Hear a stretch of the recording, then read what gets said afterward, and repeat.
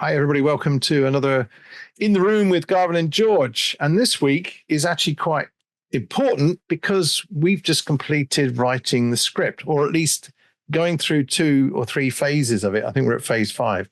But the fact that we've achieved something is quite a mighty thing at the moment. We know that there are lots of other problems that it may actually throw up, but they're not actually problems because we mentioned in the preamble that if we just stick with what we're doing now, the other things will sort themselves out in the future because we'll be processing things through. And now we've got something really rich to work with, which I've enjoyed writing and Garvin's enjoyed the first pass. He's now going to get another chance to go through it, and we'll look to see how we can just tighten things up, or is there anything that we're missing in the telling of the story, which I think is quite exciting. So, I mean, you were just mentioning there, Garvin, that there was something that you looked at and it was exactly where we are now. Well, if you go back, all our favorite subscribers and future subscribers or listeners to our podcast, vlogcast, or wherever the hell it is, there's 145 or 144 days, somewhere around that number. Yeah. But way back at the beginning, because we didn't know what to talk about, we still don't. I had a little calendar which had a little saying for every day of the year. And it's not for any year, it's just August 15th. It doesn't matter what the day is. It might be a Thursday one year and a Wednesday another year. But for that day, which is August 15th, and we said we're not going to say years anymore, or days, or anything else anywhere in there, because the subject, it's about the subject. Yeah. But I says, for a laugh, I'll have a look and see what it says. And what it says today is, the lure of the distant and the difficult is deceptive. The great opportunity is where you are. And we were having a conversation, a preamble about, it says this amount of work we now have is we've completed a step. And it's weeks upon weeks of work that George put in and myself to basically have a script developed. That's what we have in our world of indie filmmaking. But that's just a script developed enough that we both believe in the story as a story we want to do. But now it's about to start on another journey of identify the workloads of the future.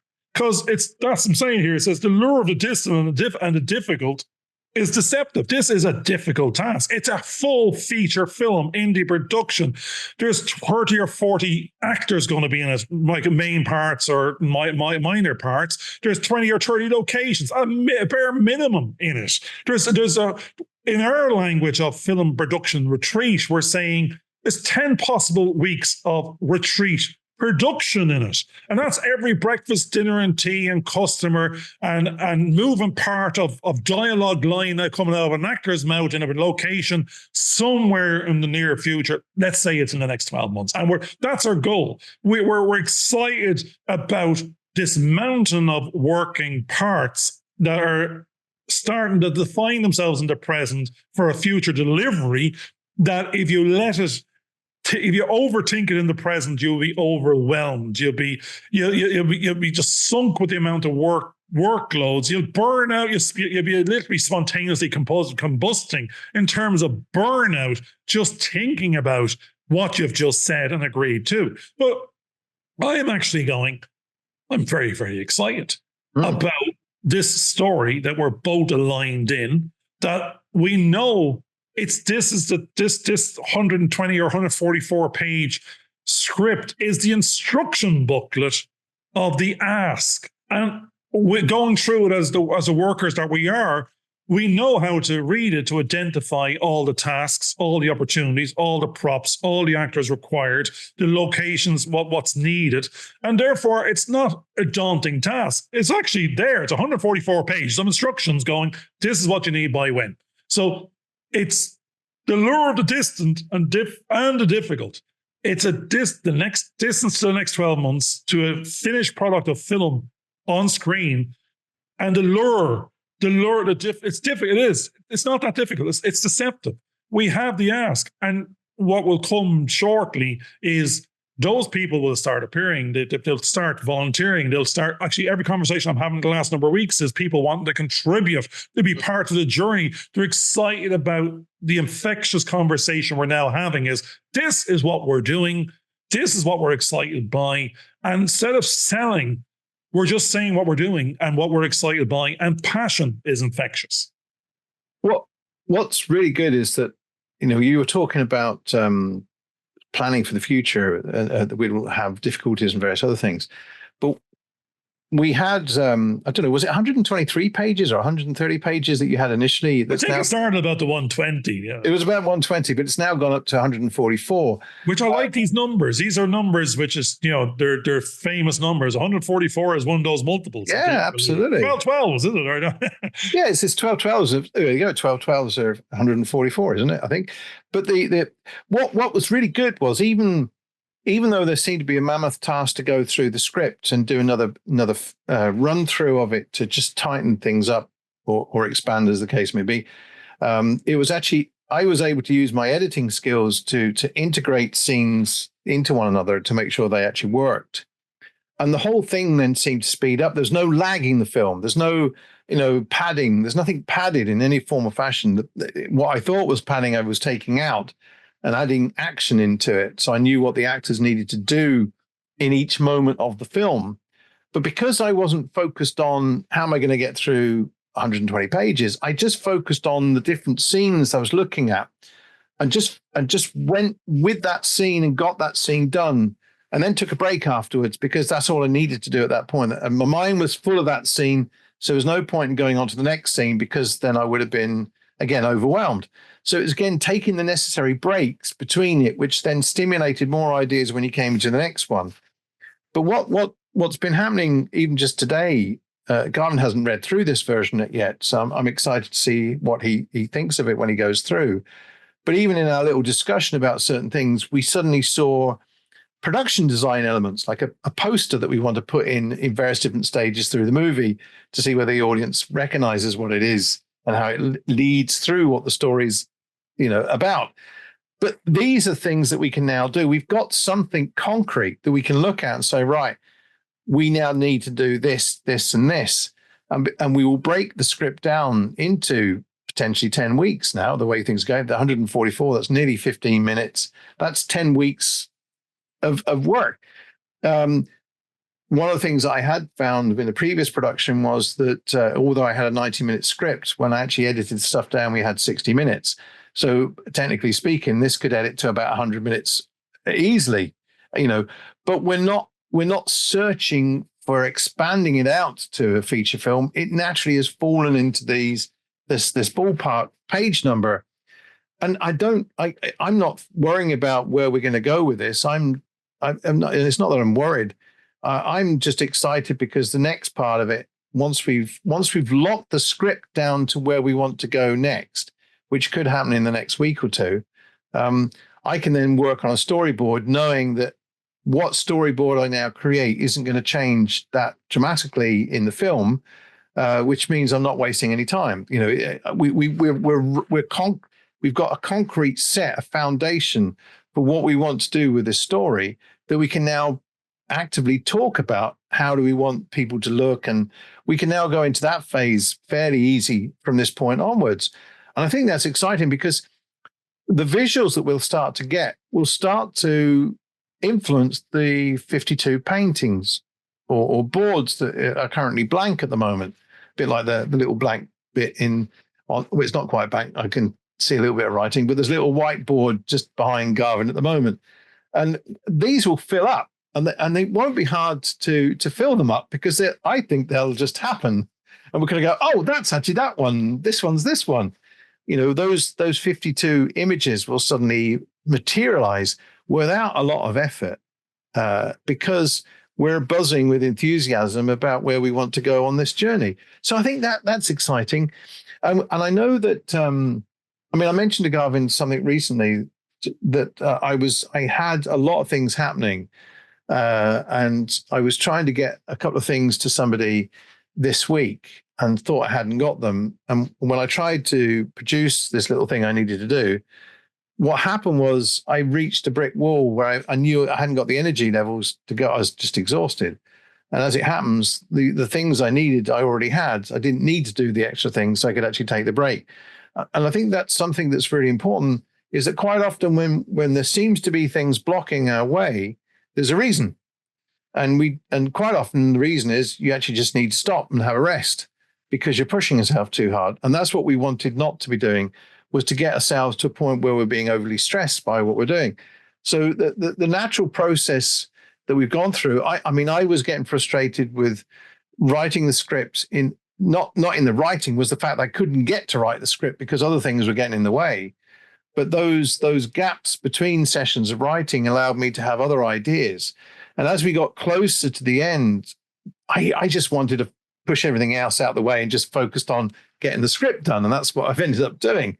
And again, Gavin was talking about, I'm not sure if we mentioned it here, but it was just this sense of taking responsibility and making sure I got the job done that I needed to get done so that Gavin could do his next run. And as I was so close over the last couple of days, I wanted to spend all my energy just getting this script finished so I could then hand it over to Gavin. Now, he stopped. He's handed it over to me to talk. I was going to butt in, which is my norm. And I was listening to our older podcasts, and I am over talking per George. I'm butting in. He starts a sentence. I shut him down. It's all about me again, and I love me, and this is the Garvin Show. And that's 144 episode. That number, I think it is 144 podcasts. Yeah, we're probably at the same one, yeah. It's not a million miles off. But what's interesting is, I know we're talking about our project, but anyone else listening will have their project as well, or of their life, of a house, of the garden. It doesn't matter what it is. I'm looking at the garden around me, and I've done a little bit of gardening over the last number of days. I've just done a couple of hours each day, and I'm looking out, and it's cleaner. The lines are starting to look sharp. But if you look anywhere else beyond where I've done, it's higgledy-piggledy. It's like having a brand new suit and scuffed shoes. You go, no, everyone just sees the scuff. They see the bit you left, not the bit you did. Because you've just focused the eyes on the bit that's standing out now. And so I'm doing a bit of the garden. I'm doing a bit of the script. I'm doing a bit of the paintings out the back. I'm trying to build in little routines of walk dog 1 hour, 2 hour gardening, 2 hour, 3 hour of paint frames or boards. But as I said to George earlier on, I'm going, 2 weeks ago, there was a pile of wood. Then a week later, there was 52 blank canvases. Now there's 52 primed canvases. Mm-hmm. Now, admittedly, they're primed, that word, primed, getting ready. They're primed for what? Now, we know like George was just saying there, it's not going to be for a lack of imagery. And I've said, my sisters are all artists going, they don't know what to put on the canvas. They have to think about it, artist block. We're going, what?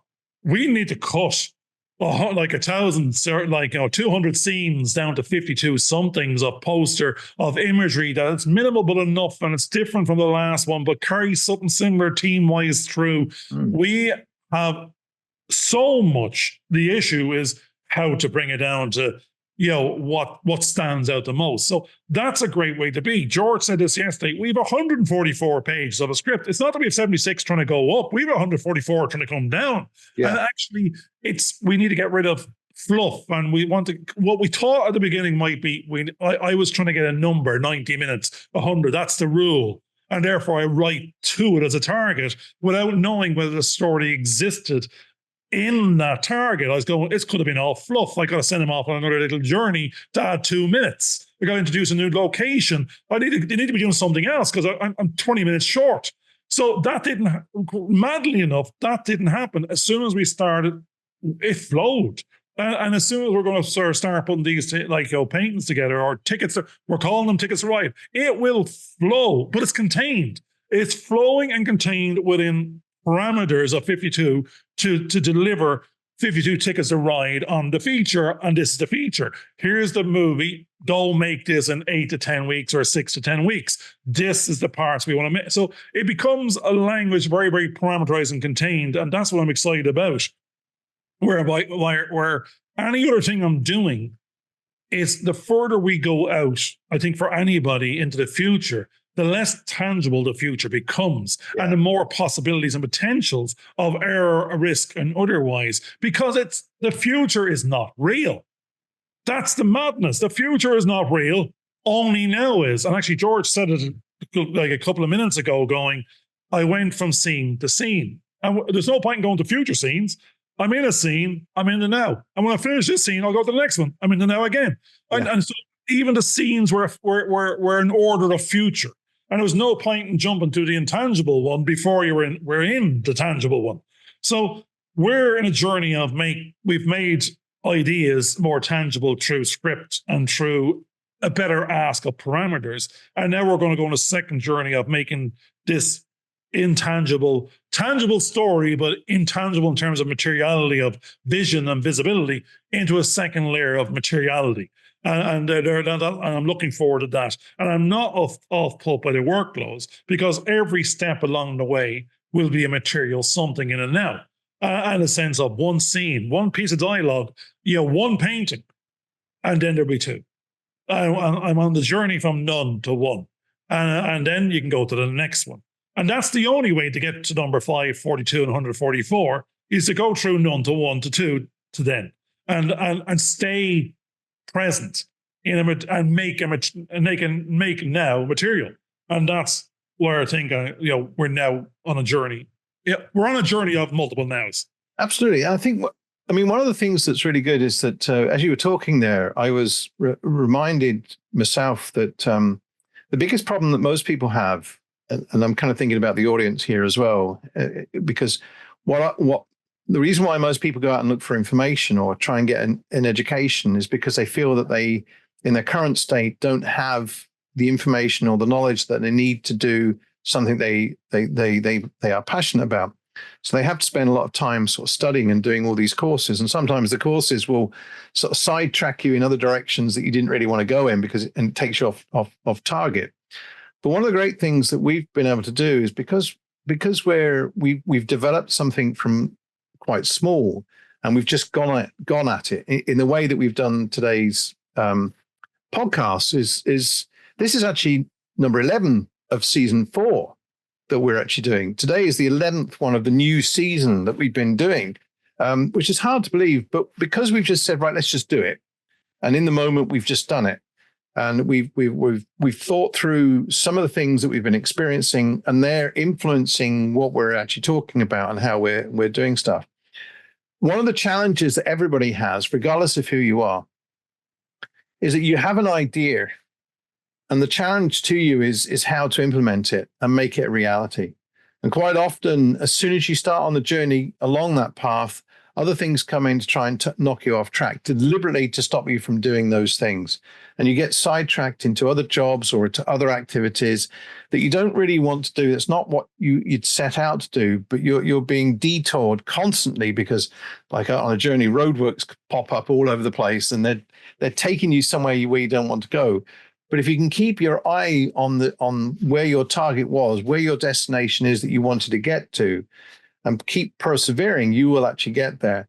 And that's what this has been. It's a journey of perseverance, because there were times where, well, in the initial stages, I would put a script in, Garvin would look through and said, there's 30 odd people in there. We can't do that. We need to cut it down to 1 or 2 people. And we did that with the first 2 short films. Now we're back up to potentially 30 people, but that's what the story needs. But we also know in the way that we've structured it, and now Garvin's got that experience, which he hadn't got before, which is why of all those fears of can we really do this, started to invade and start to overtake, and self-doubt started to come in. So it's taken a long process. We've taken 5 years, but that's okay. We're older guys now, and 5 years, you might be saying, well, look, you haven't got that much to go before your story is finished, as in people. But the reality is, it doesn't matter if it's going to take 5, maybe 10 years to get to where we're going. We will get there. I think we will get to where the target is in some form or fashion along the journey. And we're prioritizing the very activities that we're doing, the filmmaking. And one of the reasons is people are kind of go, why don't you go off and be a painter? Garvin's painting at the moment. Why don't you go off and be a taxi driver? Why don't you go off? Because we have no interest in those sort of areas. Our passion actually is to see whether we can give people an experience, which happens to be filmmaking, because that's my background, that will allow them to get together and take some time out of their normal everyday life to sit down and, through this process, which could be totally alien to them, get a chance to see that there's other possibilities of what they can do with their life, and maybe give them a reset, which I think is what is this process could actually do. Give you a reset into looking at what your life really is all about, and what is purpose, and what is meaningful, and what's actually important to you in your life.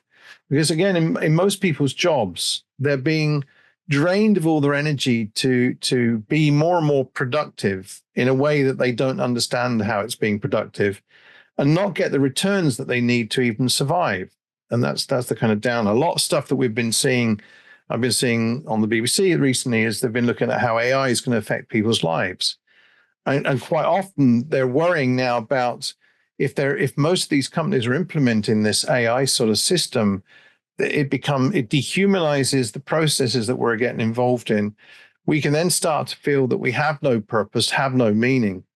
And yet the project that we're doing has the opposite effect, because it's now allowing other people who want to get involved feel as though they have some kind of ownership over the project we're working, even if it's a small task, even if it's just acting in a few scenes that we're doing, or even if it's just being able to operate the camera for a few days, or having that opportunity to be part of a process where it's a tangible thing.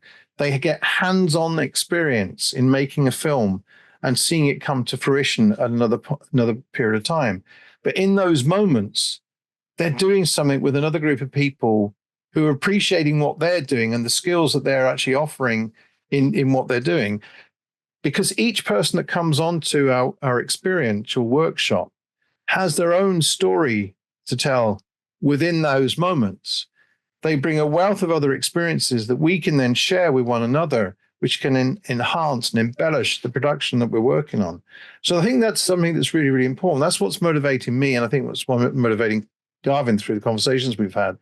We don't want to work in isolation. It may seem as though we're working in isolation because remotely I'm in this little cabin, remotely you're in the room that people can actually see.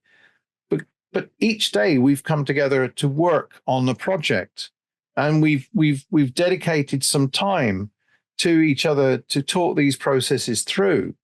And we've seen our productivity going up, if you want to keep it in that kind of way. But we don't feel as though we're sacrificing anything. We're not giving anything up. We are putting time in and time effort, but we feel that we're getting rewarded through that energy that we're giving out to the project that we're working on, because we believe in what we're actually doing. And I think that's something that's really, really important, that we believe in the project. So to kind of quickly sum up what I was just talking about there in just this little section, what's really important for everybody out there is go for the dreams that you have. Make those dreams realities. Believe in yourself and make things concrete in what you're doing, but not in a way that sacrifices other people, but it allows other people to come and become part of that journey so you can share it with somebody else. And through those shared meanings, I think that becomes a reality, and it's more meaningful in your actual life when you're sharing with other people. If we did this on our own and nobody else got to see it, it would have no purpose. It would be meaningless. But the fact that other people get to see this activity, it gives them the incentive to go off and try something themselves and to see those things, whether it's sport, whether it's filmmaking, whether it's wanting to be a coder in writing a program for a game, or if it's practicing some music and spending that time to become a musician, or even just being a gardener, like Garvin's talking about doing his garden. Small steps leads to big things. If you try too far, you'll extend yourself too much and you'll actually fail. But the little steps will allow you to achieve those goals that you actually set for yourself. And I think that's the important thing, having goals and setting those goals for yourself to accomplish. Now I'm remembering, again, people go off, look at the earlier episodes. I'm hearing the story of you as one of our episodes. Yeah. And basically what the story, self-explanatory, the story of you. Everybody has a story. And it's not a story when we start talking about Jack and Nori and a tale. It's the story of you is your journey through life and the touch points to others. And it's not the functional is what people get mixed up with. What's your story? I'm an accountant. That's not a story. That's a function. Yeah. And basically, excuse me, I was seeing myself as in conversation the past. Everyone's playing a poker game of the cards they're showing is I'm a doctor, I'm a dentist, I'm an accountant. Look at me, mine's better. My card is better than your card. I'm successful, you're not. And it's not that people are saying it that way, but there's a perception out there, and most people, the perception is from yourself going, am I successful? Well, if Jimmy has £1 million and I don't have £1 million, Jimmy's successful. But that's a measure of success if I'm 0 to 1 million, if that's what success is.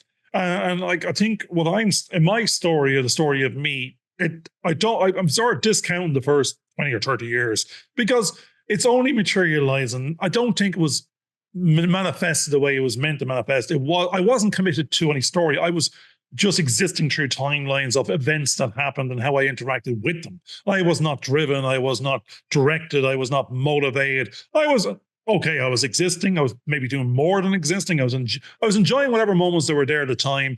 But I don't think I was creating any of those moments. It was moments that happened to me that were acceptable and enjoyable. But now, the moments we're trying to create in this current or present future is I'm a film producer, of a multi-award winning film producer, 2 credits to my name, of shorts. But in terms of functional definition, you won a bunch of awards as a film producer. That meets the criteria. It's not Steven Spielberg. It's not making millions. It's a functional definition.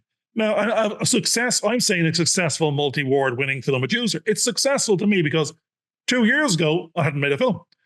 2 years later, I've made 2, and I'm working with George on our feature. We're gone from short to feature, jumped. We're asking for the most impossible thing of ourselves in the current environment and climate for indie production, where everyone else is running, escaping, being fired and leaving. We're diving in, we're heading straight for, and we're going in at speed with an ask of the impossible and going, not a bother, we can do this. So this is go. I mean, I think it's only fools and horses. Who dares wins. So it's the time, and we're daring. We're already winning because we're going in as everyone else sort of is bailing out, or some are thrown out, some want to stay in, some have no choice. We're actively, consciously going in, and where the devil himself would be bailing out potentially at this current time, given the dangers and the problems out there. We're seeing opportunities. We're solutionizing ourselves on the way in the door. We're seeing this as a map. We're just going to define ourselves in this timeline of going, this is what we're doing. Don't care what anyone else is doing. Because you can't keep on measuring yourself by other people's stories. This is a story of you. And what you're doing with your life and time in the present now is don't worry about the future till you get there. This is now, and now again. And if you keep, that's what George is saying, those baby steps. If we're always in the now and adding a little baby step along the way, and it's got a little bit of direction, then we know where we're going. There will more than likely be obstacles to prevent us, but it won't be because we weren't going there. The Titanic was heading off to a nice, destination, I'm sure. It wasn't its fault. Well, that's questionable, but we have intent, we are driven, we're motivated, where I never was before.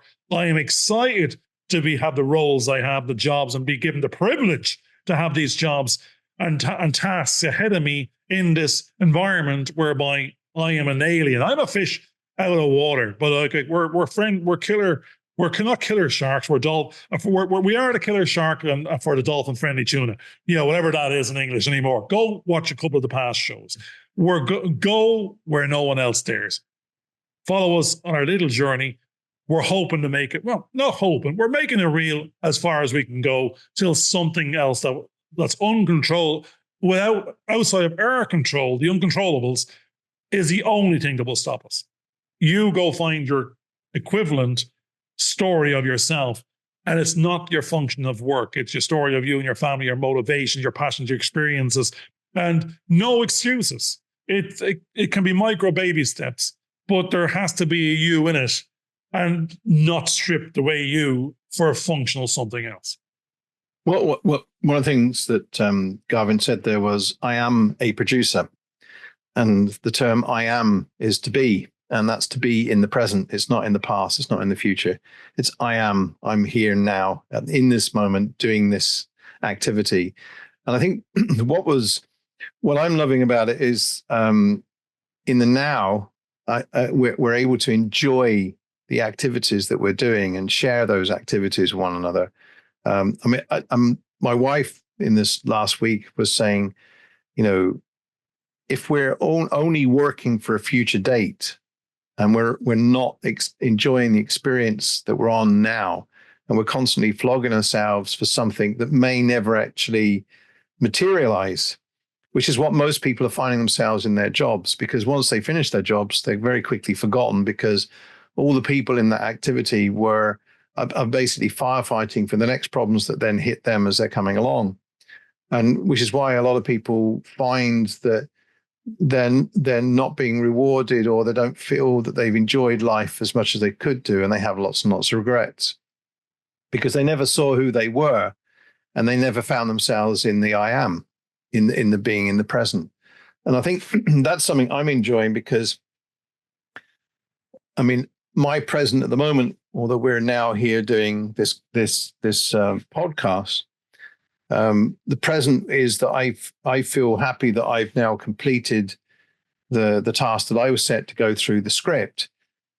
And although I'm resting in the now, very quickly I'll be getting hungry to start the next part of the journey because I'm excited about what I'll be doing in the now.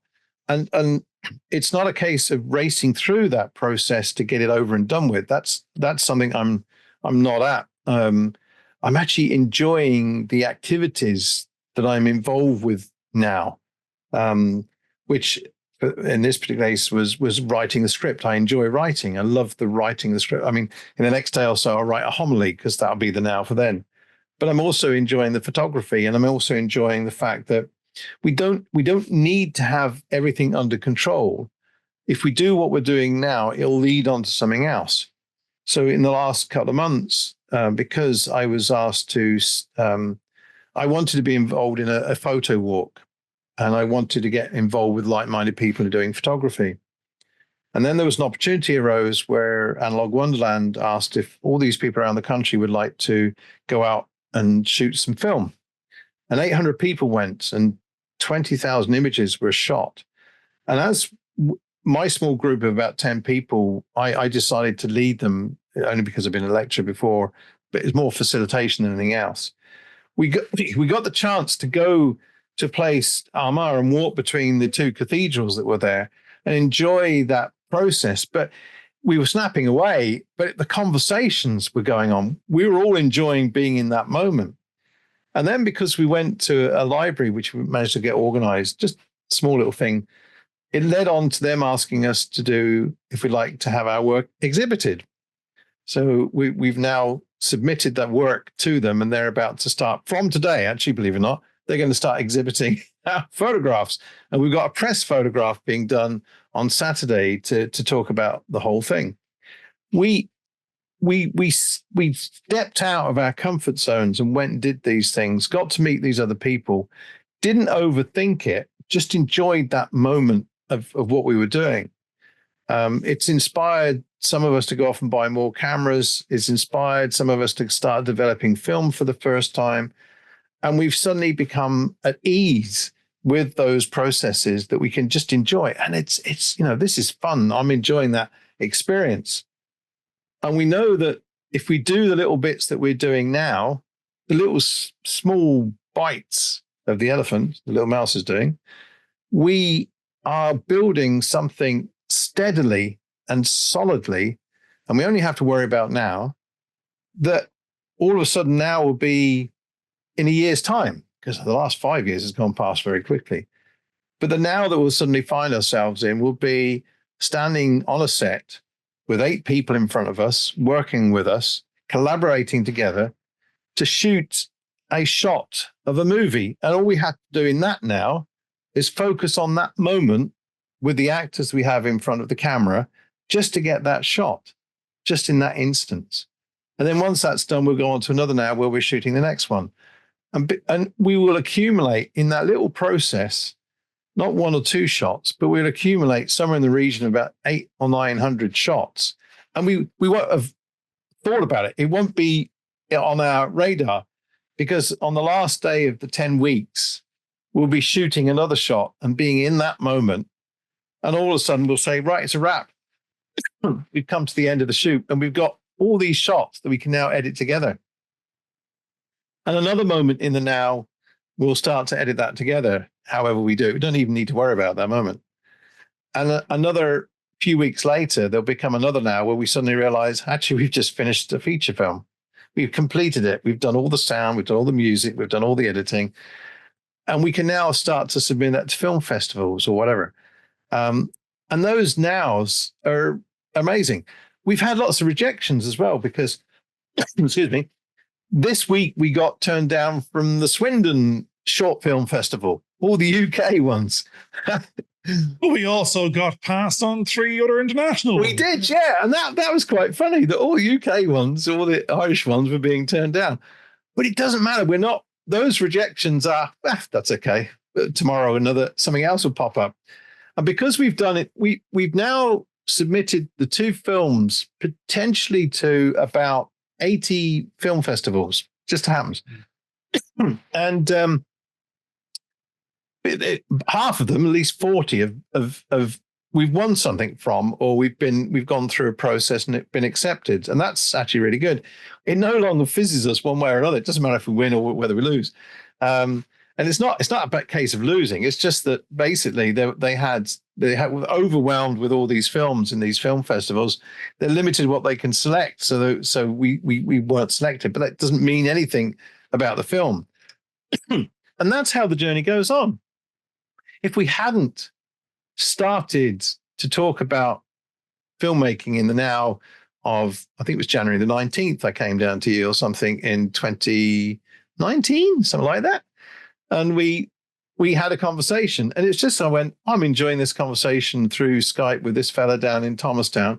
Why don't we get together and shoot an interview? Because I was interviewing people at that point, and we created another now. And it was just going by what inspires you to do something is where we've ended up where we are now, which I think is wonderful. So you have to go meet, go greet, have conversations, and through conversations with others, opportunities arise. Now, look, you got to act on them. There's plenty out there. It's just whether you make it real or not. And it's like so many people, oh, I could have been a millionaire. I could have done this. I could have done that. And you still can, and we still could. But, I'm not doing this for money. That's for bloody sure, because it doesn't make any sense. You go, but it's doing it for, I said to my young lad 5 years ago, or maybe more, going, I'm going to do this. And I'm holding myself accountable to that statement. And I didn't even know to what level I'm going to get into the film industry. I'm going to disrupt. And I think what I said was, it's disrupt what? And it turned out it's disrupt myself.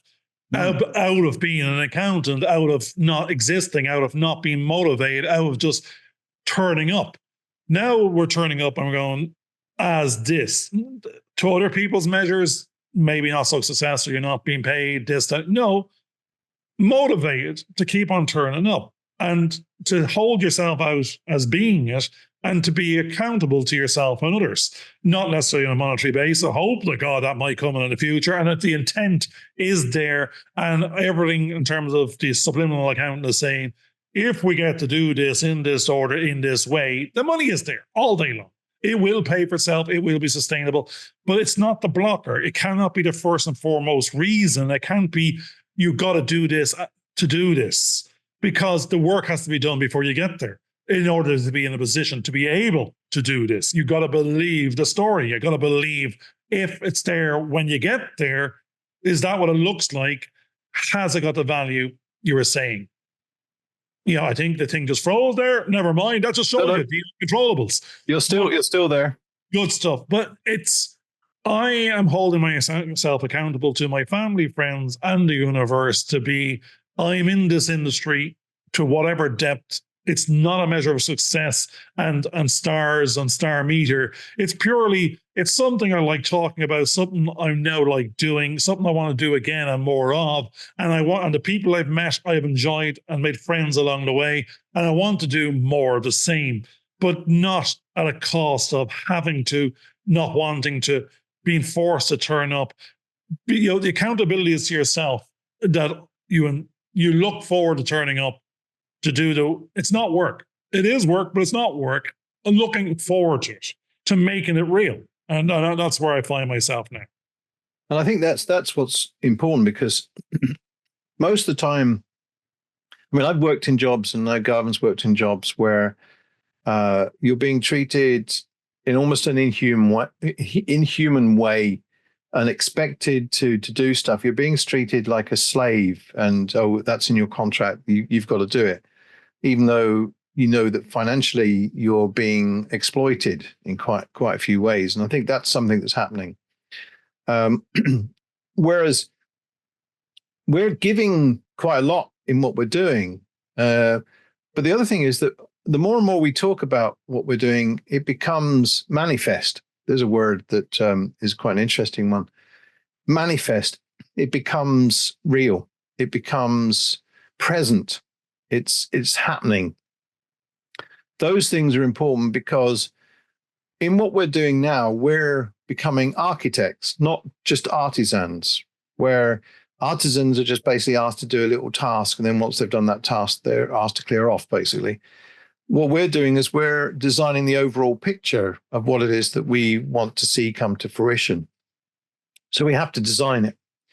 And that process of designing and trial and error is takes a long time to do. It doesn't happen instantly. And as we're making a feature film, that's not something you can just snap and there it is.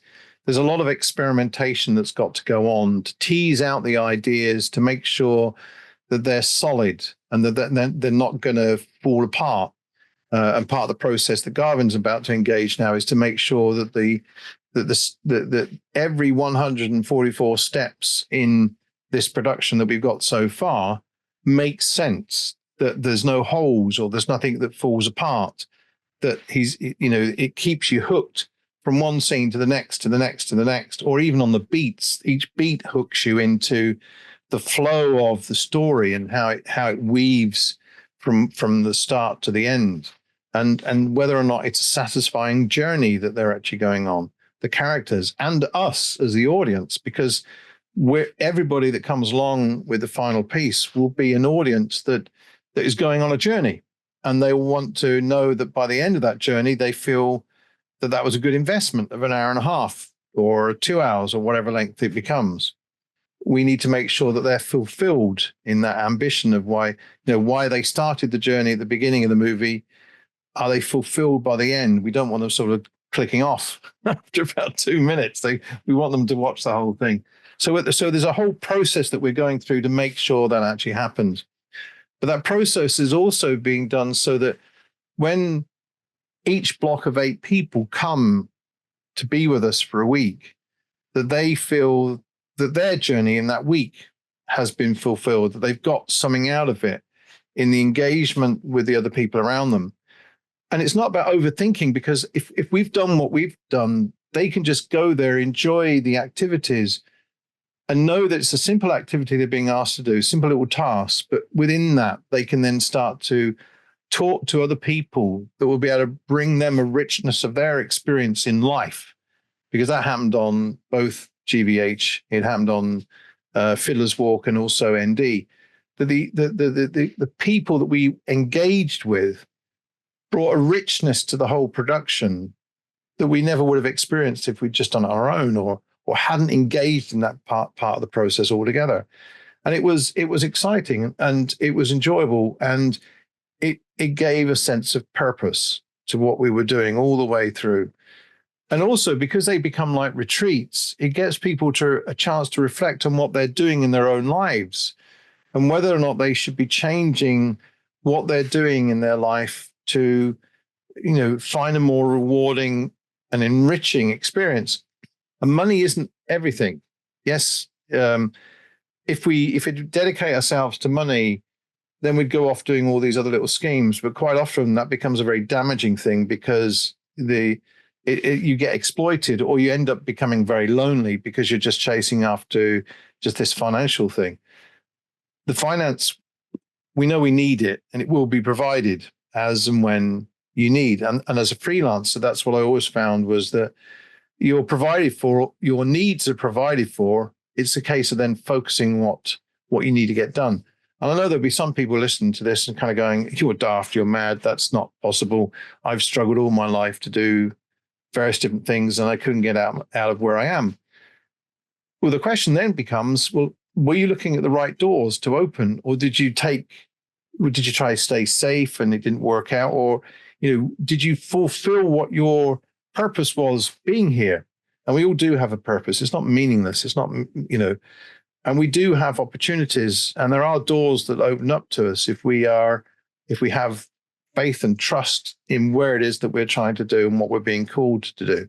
And I think that's what we've done. We've been asked, I believe that we've been asked to do something. And part of that is to tell stories and share stories with other people and to enrich people and build them up and make them realize that their story is just as important and they should be sharing that with other people, even if that other people is their family and their children and their grandchildren and their friends. Because quite often that's the richest pool that you actually find yourself with, is the number of friends that you actually are prepared to spend time with. And we've done that. Garvin and I have spent, in the last 5 years, probably more time with one another, just chatting and doing things than we have anybody else, which is funny. But it's given us a sense of purpose, a sense of meaning, a sense of what is it we're trying to do. If there's nothing more, it doesn't matter what job you're doing, it can actually seem quite meaningless. You could be a doctor and find that the way you're being treated, it's a meaningful thing, meaningless task that you're actually doing. You can feel very frustrated with what you're doing. And these kind of activities, they give us a sense of direction, a sense of purpose, and we can actually work towards them. And it doesn't matter whether we get to the end. What matters is what we're doing now. And we know that what we're doing now will either allow somebody to get to the end of this journey, even if it ends up not being us, because we don't know what's around the corner. But if we do our bit and commit to what we're doing, then there's something that's being built that's solid for others to get involved with and become part of. And you never know where that may lead. Now, that's the word now. Now, again. I'm going to read the last part of that statement again, the last sentence, because you just said it again in a slightly different language. And the great opportunity is where you are. And I'm going to put in the word now. Yeah. And that's it. So once you're in the now, there is always opportunity. I think that's a lovely place to end today's show, because now is actually quite important. And I know there's another activity that I need to go off with. It's actually to share some time with my mum and to go off and have a meal. And a meal is a very important part of a communal activity where you get to share your time with somebody else that's part of your household and share what you've been doing with other people and how your life has been enriched or not enriched. And those conversations, those sort of, they call it talk therapy, actually helps people start to realize their own purpose in life and to give them the incentive to move off and do things. So I love what we've been talking about. The fact that where we are now, where we find ourselves, is the right place to be. And that we shouldn't be constantly looking to be somewhere else, because that may be the most impossible thing to do. Whereas you hear stories where people have started off in search to find themselves, and they end up going back to the very beginning, to the very place they started off, because they realized that they had everything in the first place to do what they wanted to do. And we have everything we need, believe it or not, to make these movies that we're now planning, because the resources are here and they're now with us. And if you want to know where you are, look in the mirror now, because that's where you are. Absolutely. You're exactly here right now. And as long as you stay present at any point in time and don't get lost in a future nonsense, intangible something, and wishing away the present to get there, then you value the most important thing, which is time. Absolutely. So, folks, if you enjoy what we've been talking about, now is the time to press the button that says to like and to share and to, you never know, click the bells if there's a bell that reminds you. I'm not into that. But basically, look, we look forward to talking to you in a week or so's time with where we are on this journey. And it's an exciting journey. So bye for now from me. And see you in the next now. Take care. All the best.